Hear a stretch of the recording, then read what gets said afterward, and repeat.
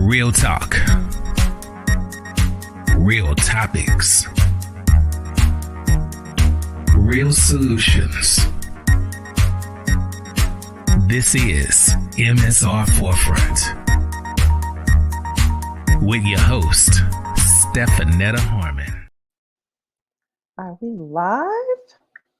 Yes. Good evening, everyone. Welcome. Look, we're gonna, today's been like, you would think it's a Monday, but it's really a Thursday. I am Stephanetta Harmon. Thank you so much for tuning into the latest installment of the MSR Forefront, our roundtable discussion series on issues pertinent to Black communities in Minnesota and beyond. And tonight we are talking reparations.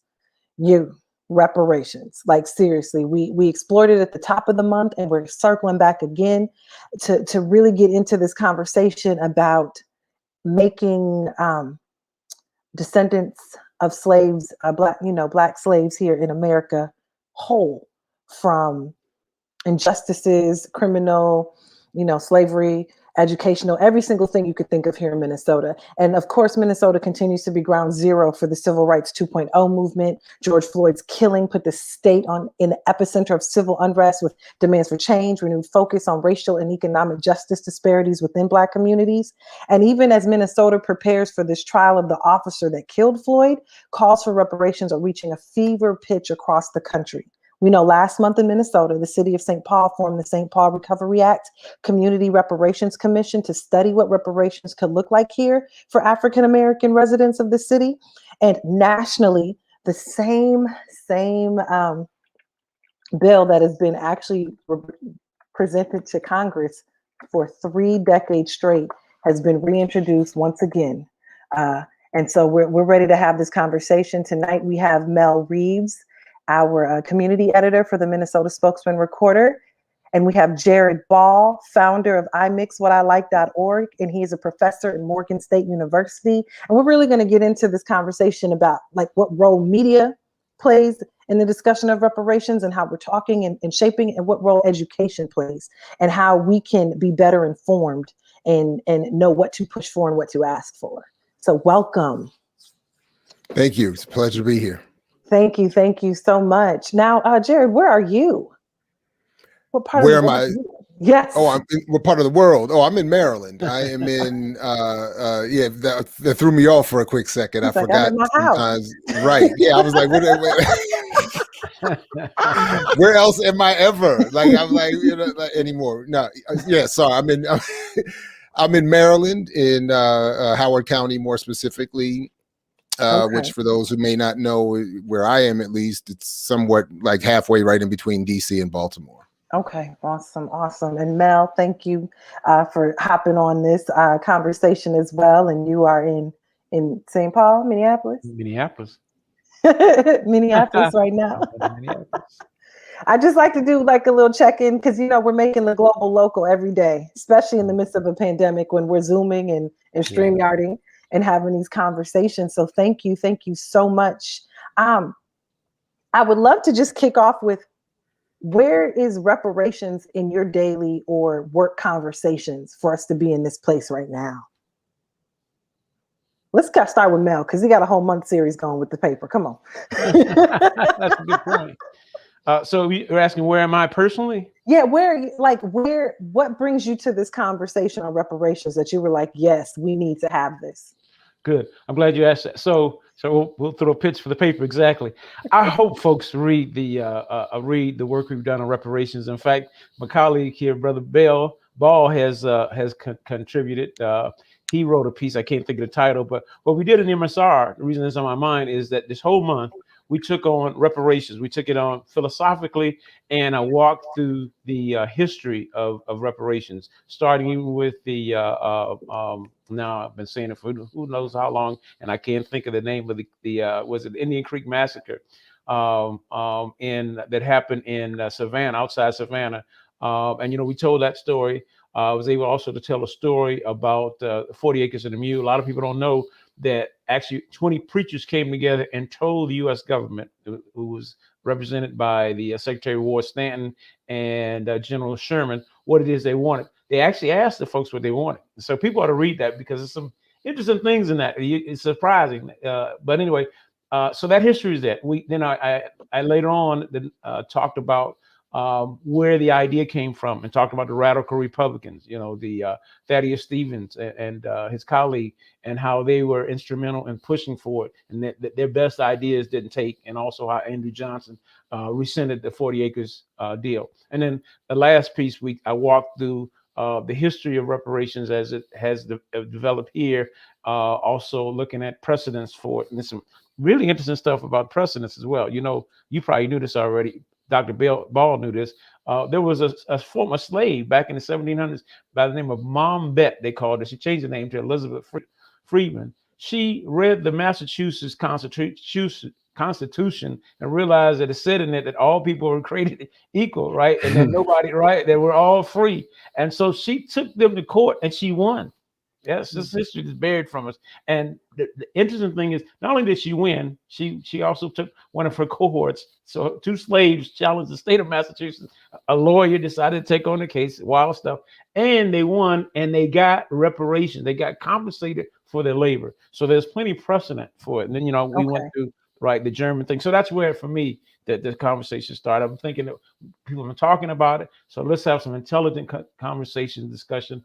And if you go back and read our pieces, Dr. Ball contributed, Jon Jeter, who couldn't be with us, as well as Thandisizwe Chimurenga out of LA. And then finally, we had Jasmine Snow right here out of the University of Minnesota, who added, a really thoughtful perspective on it as well. Good stuff. Okay. So we have this piece, we have this precedence of, Black folks have been fighting to reclaim their time and their lives and our fortitude since, we've been here. What does that conversation look like as a whole today? And then even kind of explore or define because, folks think reparations, they're only thinking dollars, right? Mm-hmm. So can you take us one step further, Jared, in terms of what reparations is or what you see it being and how we have that conversation today versus, pre Jim Crow and everything else. Yes. Well, I mean, there's a number of things, at least as I see it, that are happening. I mean, one, there are a variety of different claims and variations and perspectives on what form reparations should take and who should get them. Mm-hmm. For me, in the I guess the small circle of academics and activists and whoever that feels this way operate, reparations are not the primary focus of the work. So for a number of different reasons, which we can come to, but the other part. So that's one thing. The other thing that I also see happening is that, just like with any issue, there are, with those varieties or various perspectives brought to the question of the issue, there are a variety of politics brought to it. So there are politics that I would consider more conservative. There are politics that are more radical or progressive within, again, the framework that reparations provides as an issue. And I think, and then I think on some level there are some disingenuous actors who use the issue as a self-promotional plank, and as a sort of easy topic to bring up to get an applause or to get some likes, but who haven't really necessarily thought through the project or the platform, and don't necessarily, I think, even fully understand the ways in which their approach is being manipulated by those in positions of power. So just quickly, that when we saw, for instance, in the last election cycle, both political parties feigned interest in a version of reparations, primarily through supporting Black entrepreneurialism and Black capitalism, as a way to attract a segment of the Black community for the vote. It was disingenuous. It was not it was not ever going to be taken seriously. But yet some, I think, were able to position themselves falsely as pundits or political experts, or get social media attention as a result. While others, I think, were just, maybe in a good faith effort being manipulated. So there's a number of different things happening here, but essentially for me, and I'll stop here, the issue is not a question of are reparations deserved. I think Brother Reeves has already laid this out. So many other people have already laid this out for a long time. It's not a question of deserved. It's a question of how, or a question of what will it mean, or what does even the argument or how we approach being argued develop mean. Exactly. That's Definitely. So yeah, thinking about that piece about how we approach it. We have Mel, who, with the Minnesota Spokesman Recorder, you're pushing, for the past 4 weeks, pretty much like, here's the conversation. Here's what we're seeing from all over the world, not just here in Minnesota. What do you see then as the role that media is playing in how we digest this information, how we access it, and what should the community be looking for? Because you have those pieces that Brother Ball talked about, like, everybody gonna pull up because they want the dollar, the votes, or whatever it is. Now we're here, election's over. That is a good question, Sister Stephanie. That is because the media, and when you say the media, because we're media, yes, exactly. The mainstream media does a good job of confusing folks. Sometimes it's intentional. I think so. Sometimes it's out of ignorance. Other times it's out of stubbornness, and sometimes it's because it fits their bill, right? Let's face it, as I tell journalism students all the time when they come to Spokesman, nobody's objective, right? There's no news medium that's objective, right? The goal is at least our goal is to tell the truth, and we tell the truth from the perspective of the underside. So they could take the reparations argument, if we're not careful, and use it to become divisive, because if they put it out there a certain way, it looks to like, because there are a lot of people who are opposed. In fact, as we know, based on the testimony at the HR 40 hearing, that some of them who are opposed are Black as well, Herschel Walker, you know what I'm saying? And so it allows the folks who are opposed, if you put it out in the wrong way, to say, it makes it appear that, well, Black people want something that they don't deserve. They can put it out where, we just, it's just out of the blue. You put it out without any context. Anytime you contextualize it, nobody can argue against it. I mean, I think the question is, how do we do it? And the other question is, it's like a robbery. Folks don't steal stuff so they can give it back. You know what I'm saying? They don't stick it, say, oh, we're going to spend so much and put the rest of it in the bank and let it draw interest in case they call us on it, right? So one of the arguments against it is, kind of like with the big banks when they got away with their crimes, like, well, they're too big to jail. And so it gets held up, and the press even puts this out here sometimes that, well, what do we expect the country to do? It's just too big. What can we do? And then, of course, then they feed that whole that resentment. That's the other thing. If they're not careful, if it feeds the right-wing resentment, are they satisfied with being citizens? Then you hear all the crazy arguments that, hey, we fought the Civil War for them.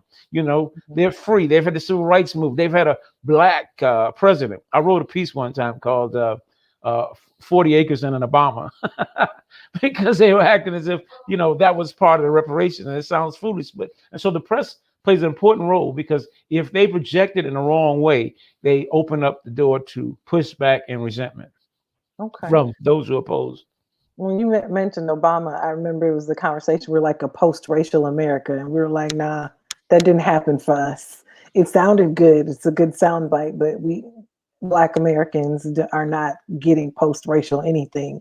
And Jared, you on this side, as a professor of communications, a professor of Africana studies, and I know you're, in the college and in the schools, but those kids are coming from the real world and having this, they have these ideas and notions when they're coming into your classroom. And, even as you go out with your other platforms to start having these conversations, what are you seeing from the students and from the people who you interact with, like how they are viewing reparations? Are they grasping the full context before you talk to them, or like, where are they and where do we need to do better?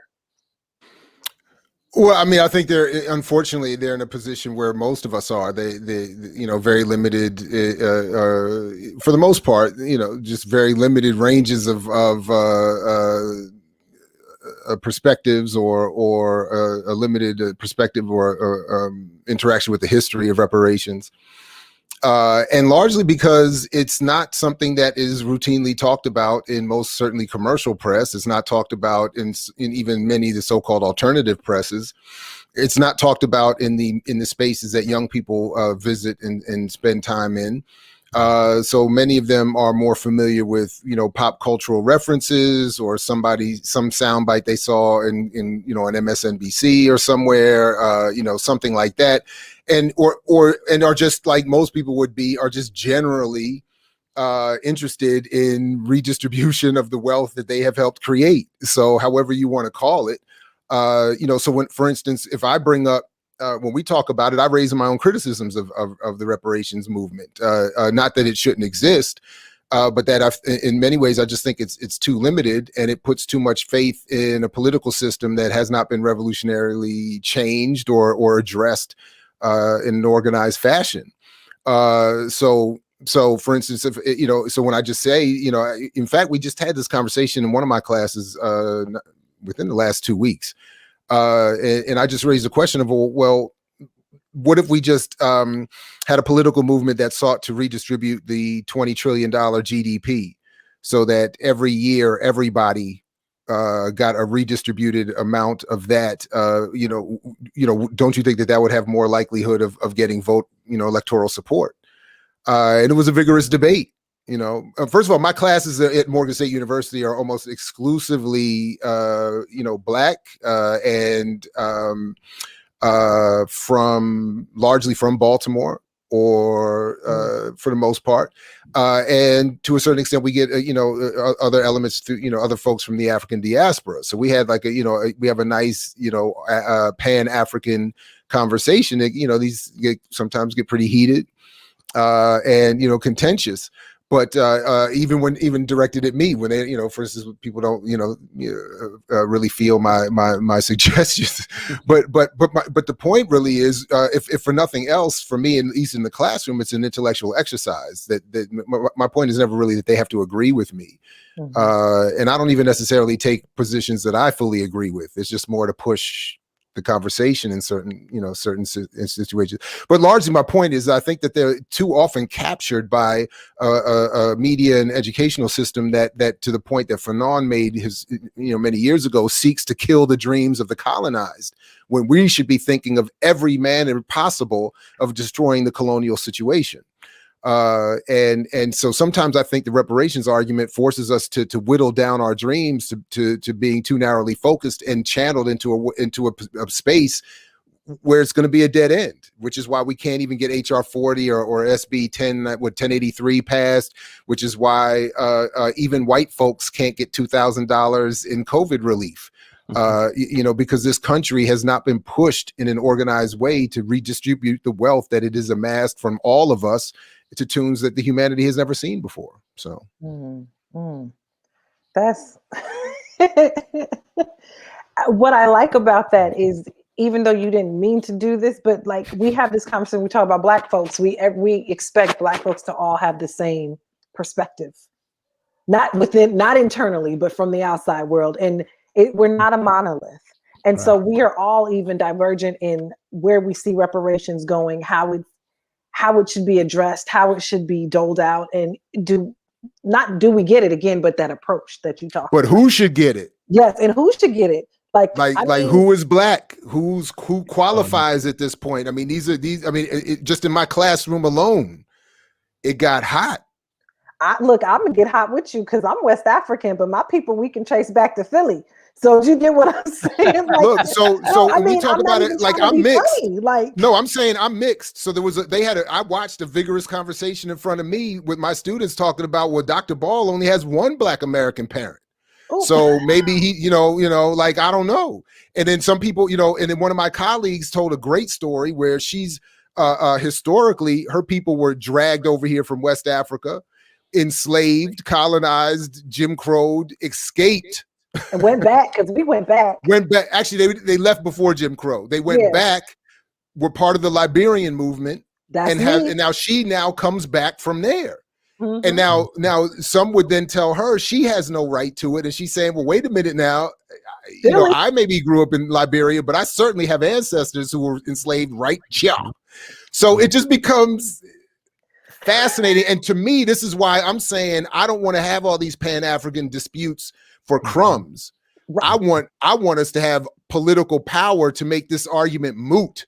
If we have control over the political apparatus of society like the elite do, we can just create wealth and redistribute it whenever we want, like they did last summer with the Hope and Cares Act, instead of coming around and having beefs like I watched and watched people literally debate how much of a check I should get. Like, that's silly.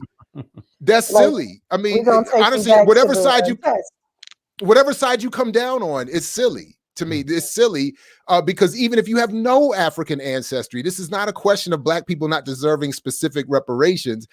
Everybody is being ripped off here, and nobody is going to vote to specifically give money to some other group when they can't even, they don't. You talk about Herschel Walker and Larry Elder, they can't, like I'm saying, they won't even give money to each other. Okay, so I'm sorry. No, totally. It makes complete sense. So Mel, thinking about that, so we have this piece of, we know we need money, but we know that, well, not money, but we need some sort of reparations or whatever that approach is, but we don't know how to dole it out. How do we approach it then from this conversation of, let's just do the disparities, leveling out the disparities, especially because Minnesota is known for being one of the top 10 states in the country, but one of the worst 5 for Black folks. And I will say this as an African-American, West African descent, when you come to this country, you ain't Black until you find out you're Black. Right? We African, hard body until you get pulled over, then you're like, oh, I'm Black too. Huh. Do you know, it's that conversation of this Blackness. How do we address the disparities in a way that can not just wealth distribution, because we have health disparities, we have education disparities, housing disparities. How do we level out the entire playing field? And then how do you, as community media, come share some of that information so we can get there? Well, Stefanetta, that you kind of jumped ahead on that. That was the closing question. No, we're gonna keep. No, this is not a closing because it's an ongoing conversation. No, I'm joking with it because my point is I'm thinking, at the end, if I get to wrap up, I was going to say kind of what, Brother Ball was saying, that, ultimately, that's what he's saying, that, if he really wants some real because that's what it's about, redistribution of the wealth, we're going to have to fight for it. This system, and, everybody's talking, there's a buzz about that movie, Judas and the Black Messiah. Well, Fred Hampton is talking about how we get reparations. Remember, he says, we can't fight racism with racism. So we got to fight racism with solidarity. Right? Can't fight capitalism with capitalism. Got to fight capitalism with socialism. That's a different talk for a different era, but it's still true. You said something as you begin to ask the question. It just really stuck in my head right off the bat. You almost said, so how do people get paid? I mean, that's the question too, right? Everybody's trying to get paid. And it's why the reparations debate can be whittled down to a check. And it's never been about a check. In fact, part of it has been about simple recognition that, yes, and that, the country has grudgingly done it, but part of it is about recognizing that, yes, we have done you wrong. And it's not just slavery. Slavery was horrendous all by itself, but they spent all those years up to now trying to re-enslave Black folks. There's no other way to describe or explain Jim Crow, right? The system of jailing Black folks because they didn't have any money, the system of peonage. There's no other way to explain the New Deal that pushed white people forward and left Black people where they were, the homestead, all that. There's so many things, right? We can sit here and talk about all. It's just, the list is high, to your point. It's a long list. And so we are old. So that's true. I mean, at bottom, we are old. But the thing is, how do we collect? How do we make this work so that, how do we push for this so that, because then we're not living here by ourselves. And this gets into a longer discussion, but Dr. Ball is feeling me on this one, I'm sure. And that is, lots of other people in this society are catching hell, right? Poor white folks are catching hell. A lot of our Latin brothers, Asian brothers. Now I hear some people in the younger generation, and not just younger generation, say, "Oh, the heck with those folks." I hear that from time to time. And we say that to our own detriment, because common sense should kick in at some point.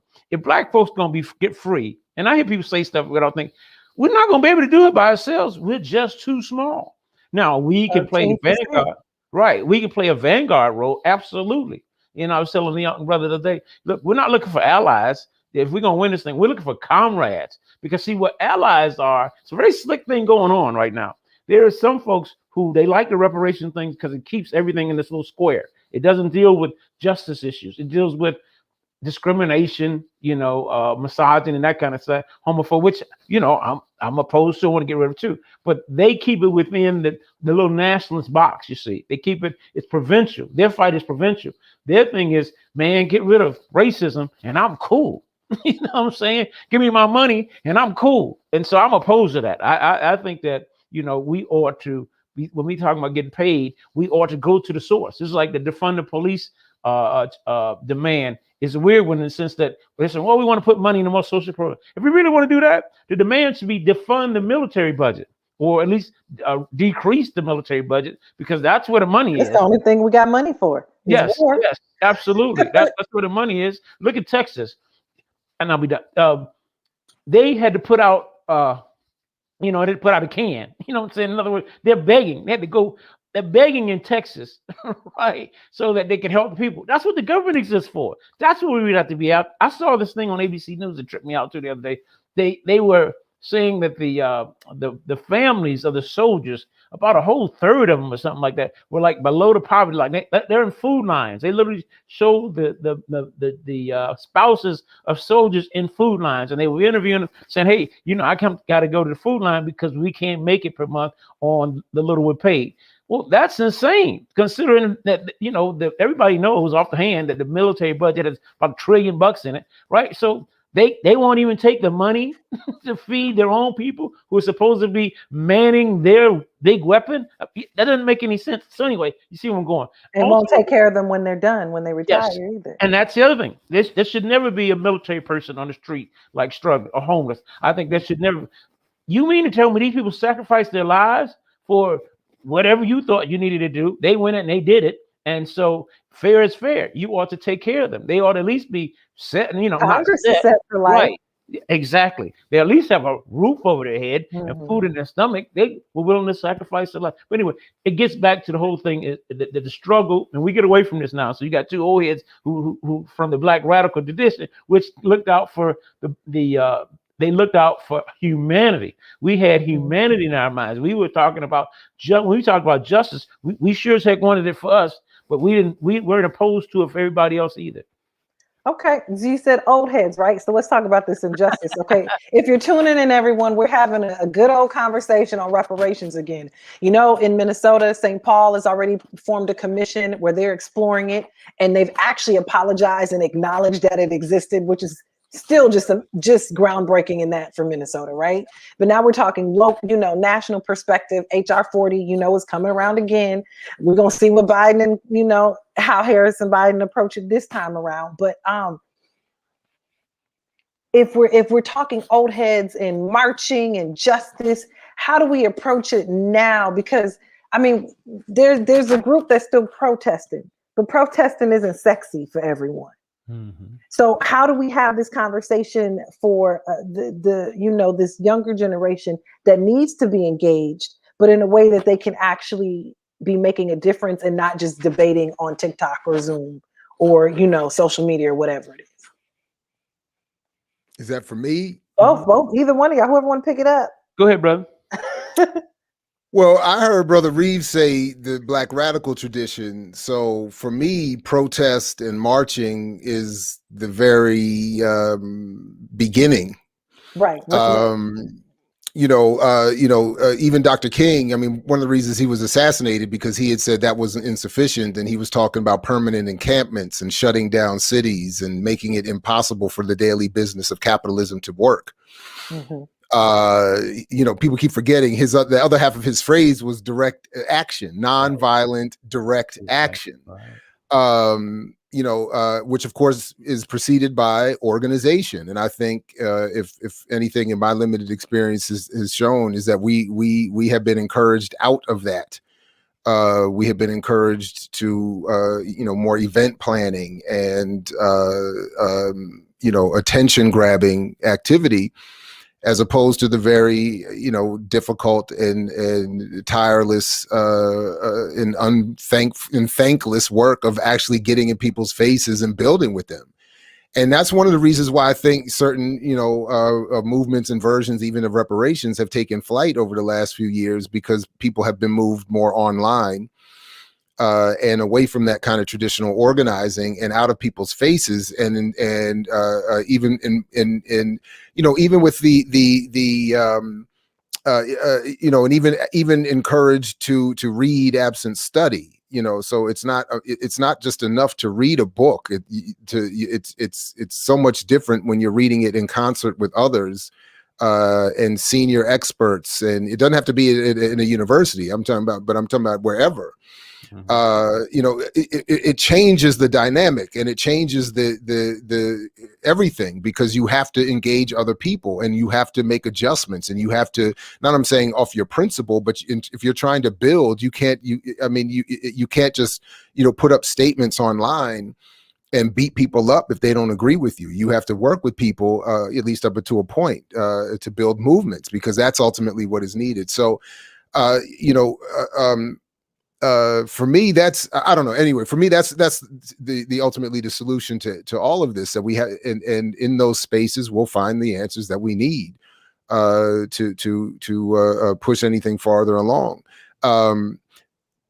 Again, reparations was never on. This was not an issue discussed. I mean, to Brother Reeves' point, and I'm glad he made it this way. Reparations, it's not, it obviously has a long history, but it was never a feature of the more radical, militant, and revolutionary efforts in this country's history. Those efforts were more about changing society, not just changing who gets the wealth, even, but changing the nature of wealth, how wealth is created. Even if we certainly don't want to simply get a better percentage of the horrific extraction and exploitation that produces all this wealth. To say we just get it, which is, by the way, global. I mean, so one of the topics that I tried to raise with my students was to say, even if people are coming from the diaspora, the wealth that has been created here, even through enslavement, as much as that in this country was a Black American experience, the wealth that was being created was being simultaneously extracted from other parts of the diaspora. Whether it's populations being physically drawn away, whether it's resources being drawn away, whether it's the inability for successive generations to grow at home because they've been dragged over here. I mean, it is just simply not as simple. And by the way, only 5% of the enslaved dragged over here ended up in the United States. So 95% were dropped off throughout the rest of this hemisphere, creating wealth that does come to this country. So to me, again, it becomes too small a look to say only those of us with ties to enslavement in this geographical border should address ourselves to the pot of wealth. I think, like in many cases it is, reparations needs to be, a revolution, needs to be an international global effort, a Pan-African one, where the wealth is distributed to the whole. And I think the only way it's going to happen is if there's, the assumption of political power. And that's different from appeals to one or another political party that, again, in this country, continue to make clear they don't even care about their own people, and really only entertain these conversations as a way to drive wedges in our own communities and to give us something false to look at. Real quick, it wasn't so much even the part where Herschel Walker during the testimony was cooning at levels I can't even. I mean, it was. I honestly, for a second, thought, for a split second, thought they had cut to like an SNL sketch or some sort of, like, it was so cartoonish what he was doing. But to me, that wasn't the issue. It was, remember when Malcolm X famously was caught on tape telling that reporter, every time a black man says something, you all go find another black man to his right who you can drag on camera to say some nonsense to discredit the more progressive or radical position. He said it better than I'm saying it. But this is what happened. You saw, and I forgot the guy's name, but you saw one of the white congressional hearing folks literally saying, I'm giving my time over to Herschel Walker and Larry Elder, the other black spokesman against reparations. And then he just sat back. And what he was literally, so my point is that he was saying, I don't even have to get into this argument. You all are so far from getting any money from us. I will send these two to tell you you're not getting any money. That's how far away you are. And so my point is, again, it's not that reparations aren't deserved. They're so deserved that we should get it all. And that requires a political movement so that all these conversations are moot. And when we just need something, we just say we need it, and there it is. Yeah, it goes beyond getting a check that will be spent on just, if you don't have and you get a check, you're not going to invest it because you're going to be trying to catch up to something that you've never caught up to. When we have Black folks who are educated with degrees are still exponentially behind our white counterparts who aren't even middle class. They could be lower middle class and blue collar workers, and you can be Black upper middle class and still not have the same amount of wealth. So we're not just looking from a financial standpoint, it's how do we level us as a people? And how do we approach that fight? Because we have communities right now that are seeing that it's unfair, unjust. We keep, and it's like we're doing the hamster wheel, right? We're just running in circles trying to catch up to something that's unattainable while we're also broken. It's like we already started 5 miles behind in this race that's only a mile. If you think about it that way, and we don't have the health. We don't have the jobs. We don't have the education. And it's one thing feeds into another thing, because if you don't have stable housing, you can't study for education. If you're not educated, you can't get the better job. If you don't have the better job, you can't prove stability to get the house. If you don't have housing, you're going to go back to you can't eat. It's this cycle. How do we as a community then, because we can keep asking for somebody to come heal us, but we know ain't nobody coming to save us. And we can also see that there's this radical side where we just shut the whole country down. Where's this middle piece that we can feel empowered today? Well, it's definitely take on something you said there. So we're not quite on a hamster wheel. The better comparison is, we're in the race. It's the tortoise and the hare on some level. We're moving. We the snail back there, though. Right, we're moving slow, and it's also more like. Have you ever done this? I'm an old country boy, so I would just put a pot of water on to make me some tea, right? And and you forget it, right? And so the water boils down real low. So now you got to go back and add some more water to it, right? So and that's forget again, and you forget again. So as soon as we get it down, as soon as we get close to, as soon as we kind of, boil out all the stuff and we're getting down close to where the nitty gritty is, they put some more water in. We have to start all over again. Yeah, that's what it's like to me. You have, every time we get it going, they put some more water back on. So we take, there's 2 steps forward and there's 3 backwards. So we are making progress. And yes, for sure. Right. And the protest thing is good. And folks are doing it. But the crazy thing about it is that when you take, to your point, but when you take the picture as a whole, it's like, whoa, we made some progress, but we're still where we were before. We're not quite there. We're not living under segregation, but like I think Jasmine said in her essay, in her piece, the police are still shooting us down the street.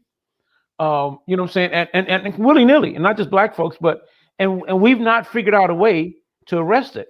If you actually step away from, let me just say this for a minute. If you actually step away from some of the things you take for granted, you realize that if you were a new person, you came here from Mars, it would sound insane to you.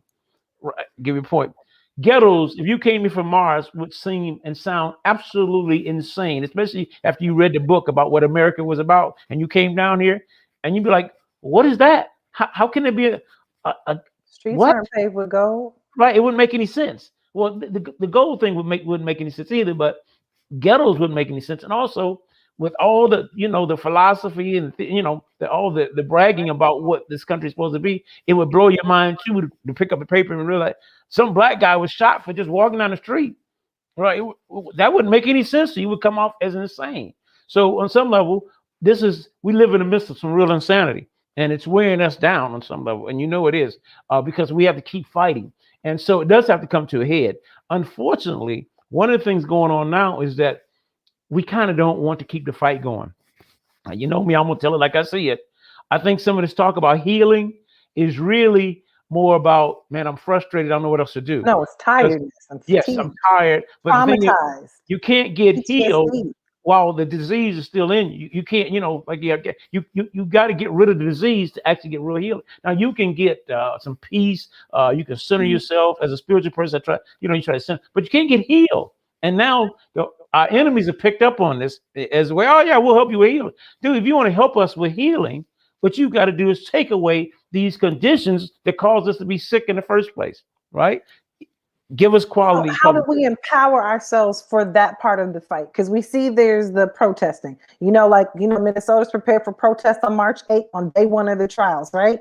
Right. How do we systematically break the system in a way that, because our black buying power, 1.3, 1.5 trillion, whatever the number is, we know when we decide not to spend something on something, we can shut it down. Right? Uh-oh. We know when they know about our dollars. You got the right guy on to talk about it. We should go to that. Definitely have a thing on that. But let me just point out. So I just want to get, how do we then, if we're talking reparations and getting made whole, how do we take those things like our voting block? How do we take, because right now in Florida, they're doing new laws so that you can't vote. Like your registration from last year is no longer valid. So you're going to have to re-register. And most people don't know that. So we know our voting block is power. We know our buying power is power. So, Stefanetta, the answer is, and it's, I'm going to just tell you the truth. That's what I want. We have to make a decision. We have to decide that we want to struggle. You realize we have not made that collective decision, right? And part of it's not totally our fault. We're being bribed, right? Bling bling culture. I come from a culture where, they sang about money. Somebody saying money, money, money. And they talked about how bad money was. Well, over the last 20, 30 years, money has been absolutely glorified, right? To the point where it's the be all and end all, right? And that everything, even our younger generation, when you ask them what they want to do, it's motivated by money. And so what that does is it keeps you from deciding that, looking at things communally. Because the money pursuit makes you start to see things individualistically. You all see this every day. And so as long as we're pursuing things individualistically, we can't meet the group goals. And that's one of the good things about reparations, is that a lot of folks can say, yeah, I'm down with that. So it does have the potential to be unifying. But as Brother Ball pointed out, there is a group actually that has taken it and made it divisive. My response to that was, you've got to be kidding me. But all the things that divide us, this was even used to divide us. So we can't ignore the fact that we have colonized minds. So we're getting a little complicated, but we can't ignore that. So sister, we have to agree at some point. It's why that movie, I thought the movie was going to get a really big buzz. It's not gotten that big of a buzz, because you know why? Folks don't agree with Fred Hampton. Now, don't say they do. They don't agree with Fred Hampton. I have this saying that I have this saying, the young people who work with tape, I have this saying that I don't really watch your lips. I don't pay attention to stuff coming out of your mouth. You know what I do? I watch your feet. You see? And so, we can get on social media and preach and talk, but if you ain't moved, ain't nothing happening. You see? And it's because, and this sounds hard, but we don't agree with Fred Hampton and the Pandas and Malcolm X, nor Martin Luther King. We don't agree with Fannie Lou Hamer. Right? We don't agree with those sisters. We don't. We talk a good game, but we don't. And you know how I know we don't agree? Because we won't make the effort to do what we need. We know what goes on. One of the things I say to people all the time, Stefanetta, is, listen, I know people disagree with me and my radical perspective, but you ain't got to be no radical to understand that if a kid can't read by the third grade, they've come up with stats and say that kid is going to jail. You heard the same thing. So how come we as a collective society, community, ain't teaching our kids to read? And say, right, make sure that every doggone third grader that look like us can read. That's something that's doable. Why don't we do it? Now that answering on me. Jared, because you gave a whole bunch of black buying power, the the education piece. Well, I mean, Where we start? well, but that's so. But I'm laughing because Sister Stefanetta, you ran into the one person, maybe the only one person who doesn't see this buying power in that way. Like So I'll answer it this way. I think one of the problems is that I think that actually causes what Brother Reeves is saying is the tremendous amount of psychological warfare that we continue to suffer and have been encouraged to take lightly, if at all. Mm-hmm. So the euphemisms of words like propaganda or mass communication or public relations or branding or marketing or advertising or strategic communication really are best understood as psychological warfare, information warfare, worldview warfare, as the Germans used to say, because it's understood that this is the best way to win wars. And continue to win, to have it like a permanent victory, because bloodshed just doesn't get it done.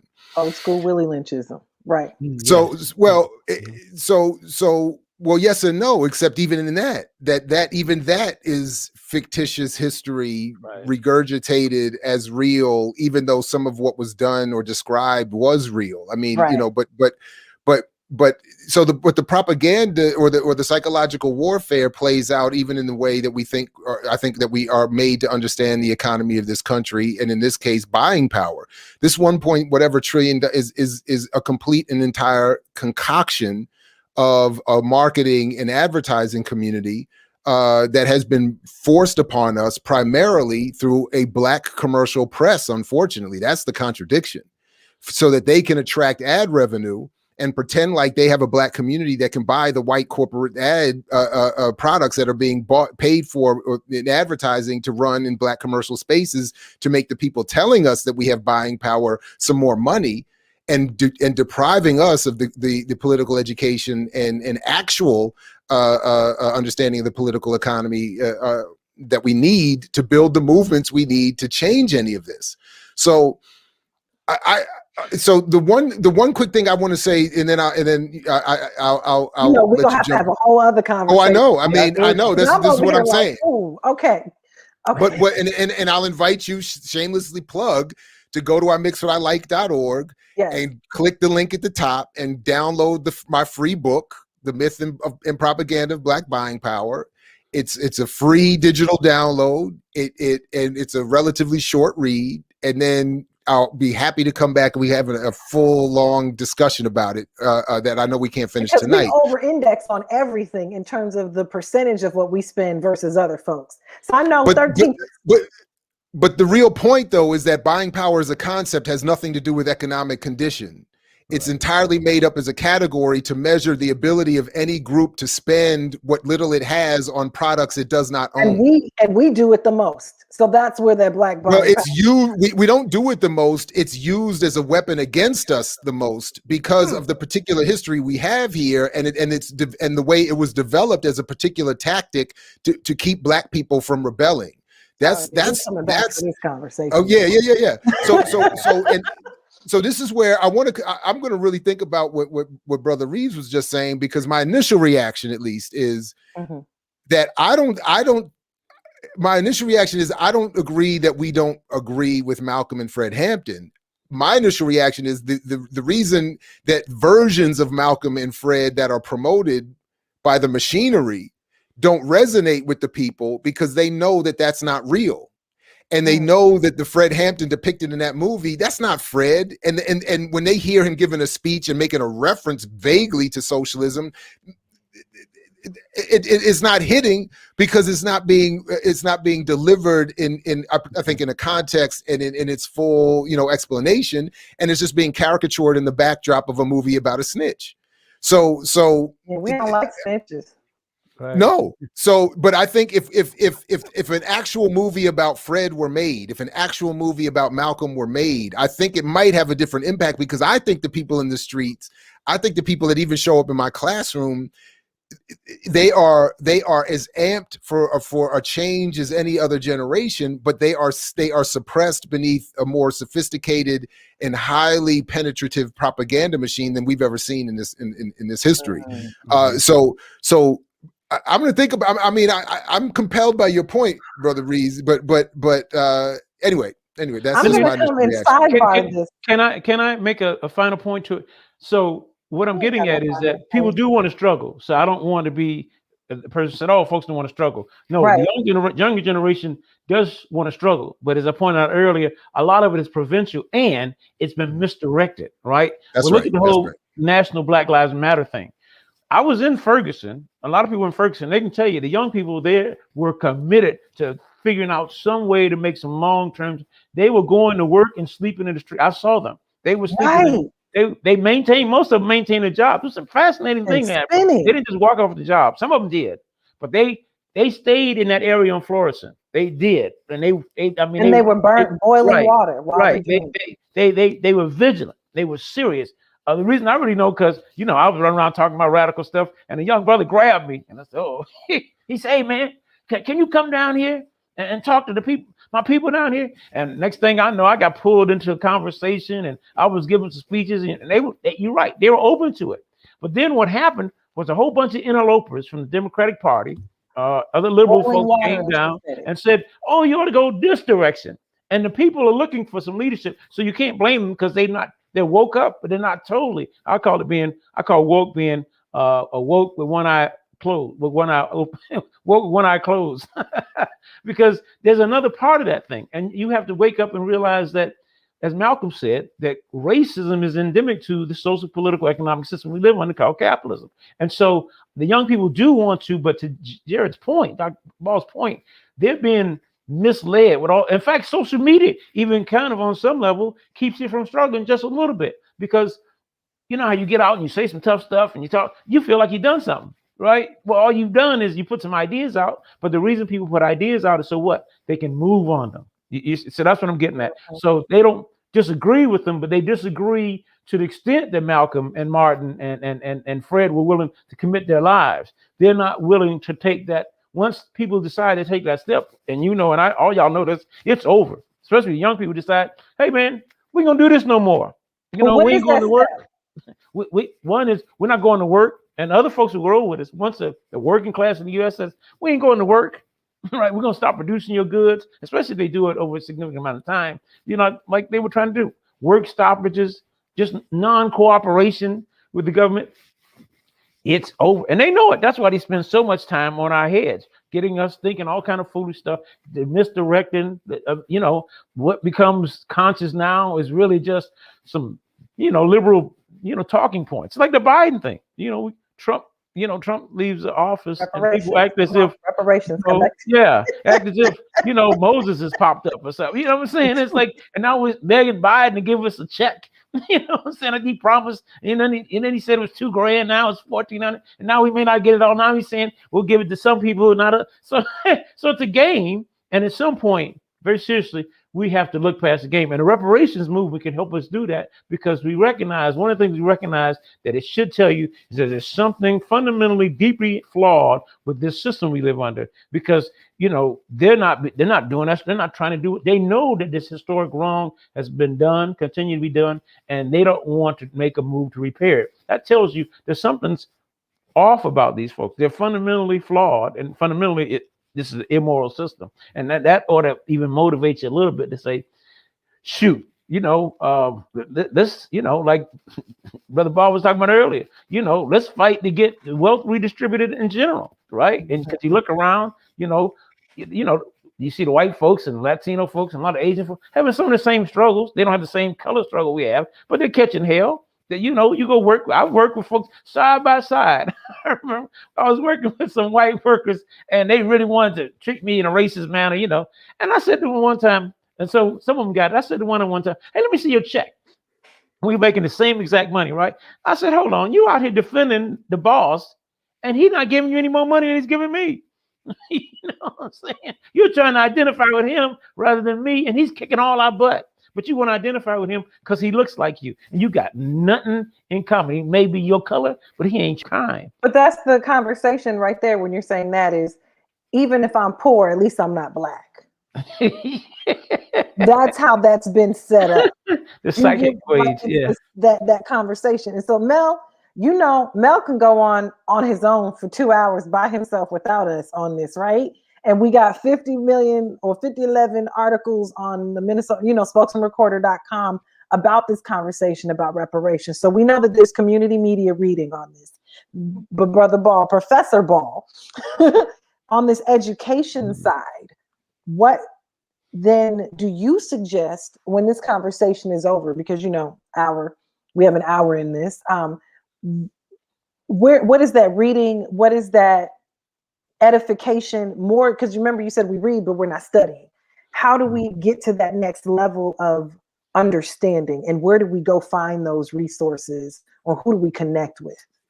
Well, I mean, everything I think has to be done in collectives and in organizations. So, as for some of us at least, our great Jegna, Dr. James Turner of Africana Studies, has said that he's even told some of us we have to work even as scholars as in collectives.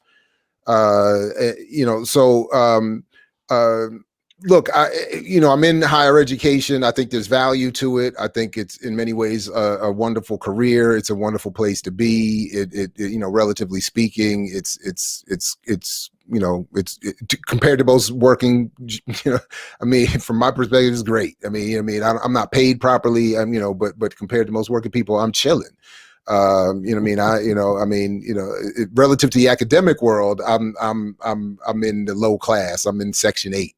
But relative to working people, I'm doing all right, and then I married well, I married up, as they say, So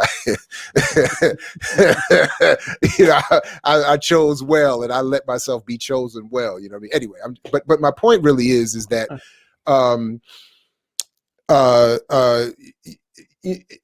my point about higher education is that with all that I think it can be, bring to the table, with reparations or any subject, all real study has to happen outside of institutions, but in collectives. So I think everybody is the same thing. The more we're joining organizations, the more we're active in organizations, the more we work in whether it's even just a study group. The more we work together and bounce off ideas off each other and do it offline. And I know it's a hard time to do it with the COVID and everything and all of that, but eventually these kinds of conversations are great here, but these are meant to really just draw people's attention, and then they have to get offline to figure out really what to do. So it's the same thing with this, you could, there's a lot of interesting and I think fascinating literature about reparations. I think that, to the point of the what I submitted to Brother Reeves, was that there's some things that I think that many in Black America are not paying attention to in terms of the history of reparations. So particularly, when all these comparisons are made to other communities, we hear about the Japanese. The Japanese, first of all, remember what they had to go through. I mean, and I'm not saying, internment camps, and then their homeland had to get 2 nuclear bombs on it, and that which had something to do with the final decision to not only disinter or unintern and then repair, but the Japanese people over here only got 20 grand a piece. They lost, people have to understand the property value of what they lost in California was billions and maybe even trillions at this point. The property they lost and the port properties and all that stuff, when they were snatched up and put in those internment camps, and all they got was $20,000. And then when the Jews are brought up, people have got to read Norman Finkelstein's The Holocaust Industry. And I summarize it with his own story. He lost both of his parents. Both of his parents were the only survivors in their families of the Nazi Holocaust. In other words, his mother and father, they were kids, and that was it. So he had no uncles, aunts, grandparents, nobody. And his mother, for her reparations check, after losing her entire family in the death camps and being in a death camp herself as a child, she got $600. His father, no, she got $3,000. His father, suffering the same fate, somehow through whatever the details were, got a pension of $600 a month. Now, what you gonna do with $600? And what are you gonna do with slavery? When I mean, if we're gonna rank things, as horrible as these experiences are, obviously, if you're suffering the Holocaust, you can't stop and think, well, Africa's had it worse. You're not going to stop at that point that you're getting gassed and oven to be like, well, somebody had it worse. But if we all step back, and if you want to say, well, slavery was worse than the Holocaust and lasted way longer and affected much more of the planet, what are you going to give to that? And then look at what and then I haven't even gone through the rest of what his argument is. I mean, what he told me in the last interview we had about it, he said, look, I can't tell black people what to do, but my suggestion is go for some other political tactic, because all he said that's going to happen is the Al Sharptons of your community will get a little bit of get some money, because that's what happened with the Jews. The elite got a handful. The elite faked. You got to read the book. I mean, they concocted a whole bunch of nonsense and ripped off their own people, and the people that really suffered got nothing. And then what did it really do? Anyway, so the questions about the state of Israel and Zionism, that's a whole other discussion. But in terms of what it did for people who actually suffered this stuff, I mean, you can't. I don't think anybody could say that it would be worth it. So this is why, again, I'm saying, I don't want to have these petty arguments, and I don't want somebody, and I certainly don't want a white man sitting at a desk somewhere trying to determine how much any of us should get based on the suffering of our ancestors. I don't want that, and I don't want any of these fake, silly black folks up here determining anything for me either. It's not their position. It's not their. I haven't co-signed any of these folks to talk on my behalf. Not one. Even the people I agree with, I haven't co-signed to talk on my behalf. So who are they to be up talking to Congress on my behalf? We're not an organization. Who are they? And what plan are they making on my behalf? I'm not agreeing to it because it's not enough. So, and it's just a study. We haven't even got past the study. Mm-hmm. For 40 years, that joint's been coming up, and Conye's got a lot of cachet in the community off of that for bringing it up and letting it get quashed. And then he went back and, according to those accusations, did a lot of dirt to some innocent people, and then dipped off and passed on. And we still in the same spot, man. Anyway. Okay, look. So Professor Ball. Okay, look, we got an hour. I know we gotta end this at this point. But what I'm hearing, and let me make sure that I'm getting this right. So we have something for people to walk away with. One, there's no reparations in itself will not make communities whole. Oh, right. So that when you are approaching, because that's what this conversation was, how we approached reparations. Let's look at the bigger picture. If it's political, if it's wealth distribution, if it's any of those other disparity things that link us all on how we can move collectively as a community of people as black folks, but also as people of color with our black and brown, and and not just have allies, but have comrades, as you say. That was a really good point, man. That was a good point. Okay. So I just want to make sure that I got that, and just wrap that in a bow for folks who are watching this and like, okay, so they got real deep into reparations and I'm a little lost. How do I find my way out of this? So no, because this is what happens. We get knee deep and head deep, and it's like, wait, y'all just got to arguing or being upset. So thinking about this, folks, as you're tuning in, the conversation is not just trying to make yourselves whole from the past, because that's almost impossible. But how do you level the playing field, and how do you put the politicians and the country to the fire in a way that's not just protesting, but is actually political change and wealth distribution? So those are things that I'm seeing that you two are leaving with us tonight. Did I get it? I think you did a pretty good job. And I just want to say thanks to the both of you for inviting me and having these conversations, because it's really important. Whether we don't have to be on the same page, but I just think these conversations are great. So thank you all very much. I appreciate the invitation. Thank you so much. If you're looking for Professor Ball, Jared Ball, he's got his site, imixwhatilike.org. It's a whole bunch of multimedia. He's got a free download that won't ask for your email. That's big. We don't like to give our email address. No, and to the point that I'm really making, the book look, this wasn't my decision. I mean, some people want to give me credit for it, but this wasn't my decision. The people made it happen because the publisher, as a response to the uprisings this past summer, they're the ones that said they wanted to do something for Black Lives Matter, and they thought my book would be a good free offering given the subject matter. Okay. So my point is, it's people organizing and doing direct action that got results. Admittedly, in this case, it's selfish and it's a small result of a free book. But my point is, if that's the direction, I think that's the direction in which we have to go. Collective community. Again, absolutely. And people should go watch those hearings. If anybody didn't see those hearings, really go watch them. I mean, I sat through more of it than I wish I did, but go watch it and you see just in the faces and the body language of the people that that we're supposed to deal with to get the hearings, the HR 40. I'm sorry, the HR 40 hearings. Okay. So you can really see the body language and hear and see even where people are sitting. Look at the spaces they're in, these beautiful palatial estates, as they tell us now, you don't need nothing.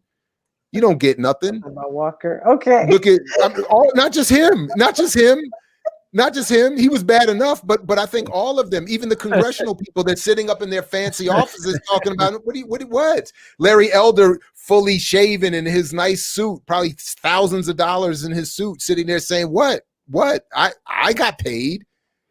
Stefanetta, Mel, you didn't get your big check in this capitalist race. You're not making 6, 7, 8 figures. You're not chilling like me. What's the matter with you? What reparate? I mean, this is what. So when you see it, I think it makes you. I think it makes you even angrier and realize, I can't just sit and talk to you nicely and get what I want because you're clearly. You already got your half. Watch that joint. You already got it. But you're the half, so that's where it's at.